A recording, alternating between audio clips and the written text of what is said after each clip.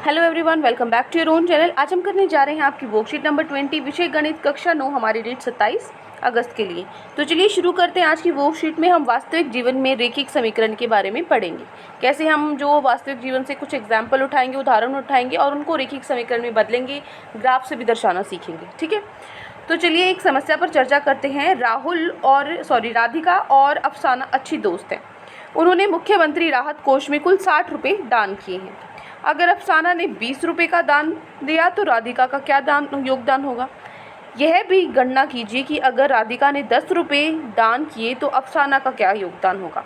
बीजीय और आलेखीय हल का एक साथ दिखाइए। क्या करेंगे, माना कि जो राधिका का योगदान क्या है, हम कैसे निकालेंगे।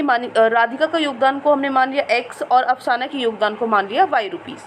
तो प्रश्न के अनुसार जो रैखिक समीकरण क्या होगा, x + y = 60, क्योंकि दोनों के मिला के 60 उन्होंने कुल जमा कराए थे ना, तो x + y 60 हो जाएगा। तो ये हो जाएगा हमारा रैखिक समीकरण। अब ये रैखिक समीकरण हो गया। अब इसको हल करेंगे। एक बार किस तरीके से, एक बार हम इसको अपना सिंपली जो अलजेब्रिक मेथड से करेंगे और एक बार हम इसको ग्राफ में दिखाएंगे। तो पहले जो रैखिक समीकरण x + y = 60, इसने पहला जो केस है उसमें बोला था कि जो 20 रुपये दान करती है अफसाना, अगर अफसाना 20 रुपये दान करती है, अफसाना का माना था y रुपीस, है ना, तो y की जगह 20 आ जाएगा। y की जगह 20 आ जाएगा तो ये 20 इधर जाके माइनस में हो जाएगा। x क्या आ जाएगा, x का मान 40 आ जाएगा। इसका मतलब कि राधिका ने 40 रुपये दान किए थे। ठीक है, तो ये इसी तरीके से दूसरी स्थिति में राधिका 10 रुपये करती है तो अफसाना कितने करेगी, तो वो भी हम इसी मेथड से निकाल सकते हैं, है ना। चलिए अब इसको हम ग्राफ से दिखाएंगे। समीकरण x + y 60 के आलेखीय निरूपण के लिए हमें दिए गए समीकरण को किन्हीं दो हलों की आवश्यकता है। कोई भी दो हल निकालने हैं हमें, जो ये समीकरण है इसके। फिर हम ग्राफ पर सभी संभावित समाधान दिखाएंगे। तो ग्राफ को खींचने के लिए निम्न जो तालिका नीचे आपको ये टेबल दी है, इसके अनुसार हम बनाते हैं। अगर हम x को 0 मानते हैं, x हो गया 0, तो y कितना बचता है, 60 होता है ना y। और अगर हम y को 0 मानते हैं तो x 60 हो जाएगा, है ना। तो मेरे पास 2 पॉइंट आते हैं यहाँ पे, 0,60 और 60,0। ये 2 पॉइंट आते हैं। इन 2 पॉइंट को हम ग्राफ पे दिखा देंगे। ये हो जाएगा हमारा ग्राफ और इस ग्राफ पे हम इनको दर्शाएंगे। ठीक है, यहाँ पे हमने 10 का गैप लिया है, 10, 20, 40, 60। इस तरीके से यहाँ पे हमने इस ग्राफ को दर्शाया है। और इस ग्राफ के अंदर यहाँ पे ये है 0,60, ये है 60,0। इनको आपस में हमने मिला दिया। तो यहाँ पर आप लिखोगे भी ये कौन से समीकरण का हल है, x + y = 60 का हल। तो देखो जो ये मैंने रेखा बनाई है ना, इस पे तो मैंने सिर्फ ये 2 पॉइंट बनाए हैं, 0, 60 और 60, 0 बनाए हैं, लेकिन आंसर तो मेरा कुछ और था, 20 और 40 था। तो देखो जो ये मेरी रेखा बनाई है ना, इस पे हर पॉइंट इसका सोल्यूशन है, हर एक पॉइंट इसका हल है। ठीक है ना, ये पॉइंट पूरे हर पॉइंट इसका सॉल्यूशन है। तो इसी के अंतर्गत वो इसी रेखा पर कहीं ना कहीं वो दोनों पॉइंट्स भी आ जाएंगे, इसीलिए उन्हीं पॉइंट को दिखाना ज़रूरी नहीं है। ठीक है ना, क्योंकि इस रेखा पर ये आगे तक है ना, ये तो क्या है, एक रेखा है, रेखा तो कभी ख़त्म नहीं होती। तो आगे तक भी अगर कोई नंबर होगा वो भी इसके अंदर आ जाएगा और इसके बीच में भी इसी के अंदर आ जाएगा। ठीक है, समझ में आ गया। चलिए आगे देखो। ग्राफ ने हमें दिए गए रैखिक समीकरण के सभी संभावित हल दिए हैं। तो दी गई स्थिति के 2 समाधान निकलेंगे। कौन से, एक तो y 20 होगा तो x का मान 40 होगा, और x हमारा 10 होगा तो y हमारे पास 50 होगा। ठीक है, अब हम चलते हैं हमारे क्वेश्चंस पे। तो आज की वर्कशीट में क्या क्वेश्चंस आपको दिए गए हैं, आइए हम निम्नलिखित समस्याओं को बीजीय और आलेखीय दोनों तरीके से हल करने का प्रयास करेंगे। तो ये 2 क्वेश्चन दिए गए हैं। पहला क्वेश्चन है हमारा, मनोज ने राहुल द्वारा बनाए गए रन से 2 गुना रन बनाए। यदि राहुल का स्कोर 30 रन है तो मनोज ने कितने रन बनाए। मान लीजिए कि मनोज ने x रन बनाए और राहुल ने y बनाए। तो ये कह रहा है कि मनोज ने राहुल के 2 गुना बनाए। तो मनोज ने राहुल के 2 गुना मतलब 2y, ठीक है, 2 गुना रन बनाए। ये हमारा रैखिक समीकरण हो गया, इसको हमें हल करना है। ठीक है, और उसने बोला है फिर राहुल का रन 30 है तो y की जगह 30 रख देंगे। ठीक है, तो चलो फर्स्ट क्वेश्चन का हल हम कैसे निकालेंगे। ये आपका पहला क्वेश्चन। माना कि मनोज द्वारा बनाए गए रन कितने हैं, मनोज द्वारा बनाए गए रन x हैं और राहुल द्वारा बनाए गए रन y हैं। तो क्वेश्चन के हिसाब से, अकॉर्डिंग टू क्वेश्चन, डेली बच्चे पूछते हैं कि मैम ATQ क्या होता है। ATQ क्या होता है, A मतलब अकॉर्डिंग, T मतलब टू और Q मतलब क्वेश्चन। अकॉर्डिंग टू क्वेश्चन का मतलब है प्रश्न के अनुसार। ठीक है, चलो तो प्रश्न के अनुसार क्या बोला है, मनोज कितने रन बनाता है, 2 गुना राहुल के, तो 2y हो जाएगा, x = 2y हो जाएगा।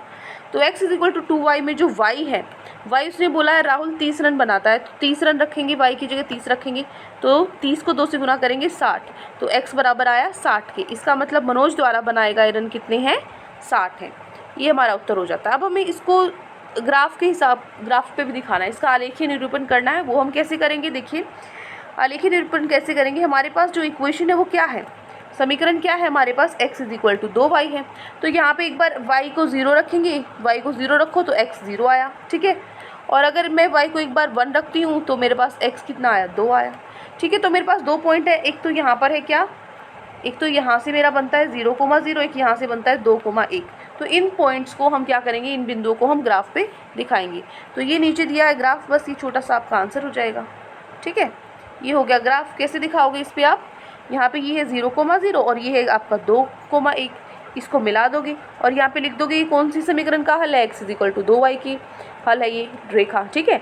और अब आप कहोगे कि मैम आंसर तो मेरा 60 आया था, ठीक है, 30 और 60 था, तो इसमें तो वो है नहीं। तो मैंने अभी अभी आपको ऊपर एग्जाम्पल में भी बताया है कि ये जो रेखा है ना, इसकी हर पॉइंट आपका हल होगा इसका, ठीक है ना। तो ये 2 पॉइंट ही हल नहीं, ये 2 पॉइंट तो अपने उदाहरण के तौर पर सिर्फ ये रेखा लगाने के लिए हमने बनाए हैं, वरना ये सारे जितने भी पॉइंट है ना, और ये रेखा है तो आगे तक जाएगी, ये 30 तक भी पहुँच जाएगी, वो भी इसका पॉइंट हो जाएगा, ठीक है। तो ग्राफ में मान लो ये तो छोटा नंबर था, अगर बड़ा नंबर आ जाता है 400, ठीक है, तो आप ग्राफ पे कैसे बनाओगे, बना तो सकते हो, आराम से बना सकते हो, जैसे 100 करके, 200 करके, 300, 400 बना सकते हो। लेकिन कभी कभी ऐसा भी हो सकता है कि बहुत ही ज़्यादा बड़ा नंबर आ जाए, तो इसीलिए ग्राफ पे जो आप सीधा सीधा रेखा बना सकते हो, उस रेखा पे जितने भी पॉइंट बिंदु हैं वो सब उसके हल होते हैं, ज़रूरी नहीं है कि आप वही पॉइंट लो। तो इसलिए आप बार बार कमेंट्स बच्चे करते हैं कि मैम आपने ये तो नहीं बनाया, ये गलत है। ये बिल्कुल सही है, इसके अंदर आपका जो सॉल्यूशन है वो इस रेखा के अंदर ही आ जाते हैं, तो आपको वो सेम टू सेम पॉइंट बनाना ज़रूरी नहीं है। अगर मतलब आप ऊपर वर्कशीट में एग्जाम्पल में भी देख सकते हो, उन्होंने भी तो 0, 60 और 60 0 पॉइंट लिया है, मेन पॉइंट तो इन्होंने नहीं लिए, बाद में यहाँ दिखा दिए कि यहाँ बीच में पढ़ते हैं, लेकिन पॉइंट्स तो नहीं लिए ना उन्होंने, वो तो ज़रूरी नहीं है वो दिखाना। आगे समझ। चलो अब हम चलते हमारे प्रश्न नंबर 2 पर। प्रश्न 2 क्या कहता है कि पहले किलोमीटर की दूरी के लिए ऑटो का किराया 10 रुपये लगता है और उसके बाद की दूरी के लिए 5 रुपये प्रति किलोमीटर तय किया गया है, ठीक है। तो पहले किलोमीटर के लिए 10 रुपये, आगे के लिए कितना तय किया गया है, 5 रुपये हर एक किलोमीटर के लिए। तो 6 किलोमीटर के लिए कुल कितना किराया लगेगा ये हमें बताना है। तो चलिए देख लेते हैं प्रश्न नंबर 2। तो इस तरीके से लिख करना है आपको प्रश्न नंबर 2। माना कुल दूरी कितनी है, x है, और माना कुल किराया कितना है, y है, ठीक है। दूरी मान ली x और कुल किराया कितना मान लिया, y मान लिया।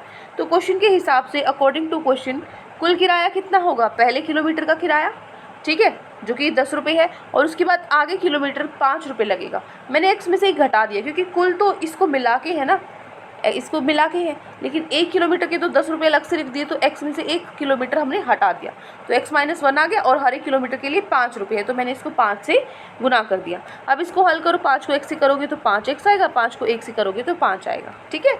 और पहले किलोमीटर के लिए 10 है किराया, इसको हल करो, क्या आएगा, यहाँ से हल करने पे आ जाएगा आपके पास 10 - 5 5 + 5x। अब x जो है इसने 6 किलोमीटर के लिए बोला है कि निकालना है, 6 किलोमीटर के लिए किराया निकालना है। तो दूरी कितनी हो जाएगी, x कितना हो जाएगा, 6 हो जाएगा, x की जगह 6 रखूँगी, 5 के कितना होता है 30, 30 + 5 35 हो जाएगा, 35 हो गया। y = 35, इसका मतलब जो कुल किराया है मेरे पास कितना आ गया, 35 रुपीज़ आ गया, ठीक है, 35 रुपये कुल किराया आ गया। अब हमें इसका आलेखीय निरूपण भी करना है, तो चलिए आलेखीय निरूपण कैसे करेंगे, हम इसको शो करेंगे। हमारे पास इक्वेशन क्या है, सबसे पहले देखो हमारे पास इक्वेशन क्या है, y = y + 5x है।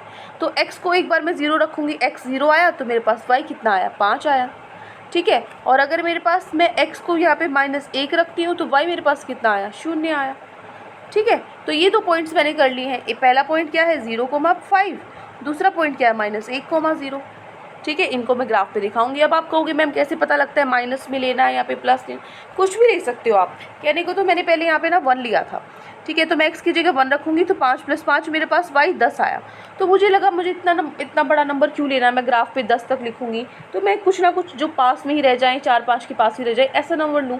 तो मैंने 1 पे ही 10 आ रहा था, तो 1 से छोटा तो 0 ही होता है, 0 मैंने पहले ले लिया था, तो मैंने सोचा 0 से भी छोटा लेके देखती हूँ। तो 0 से छोटा मैंने -1 लेके देखा, तो मेरा y 0 आया, तो मेरा काम चल गया, है ना, क्योंकि ये बिल्कुल पास हो जाएंगे, आराम से हम इनको बना सकते हैं। बस इसी तरीके से अपने हिसाब से, वो भी ठीक है, कोई भी आप अपना नंबर लो वो भी ठीक है, कुछ भी गलत नहीं है, ठीक है। चलो अब इसको ग्राफ पे दिखाएंगे। तो यहाँ से हमने जो ये हमारा ग्राफ है इस पर हम अपने पॉइंट्स बनाएंगे। एक तो बनाना है -1,0 और एक बनाना था 0,5।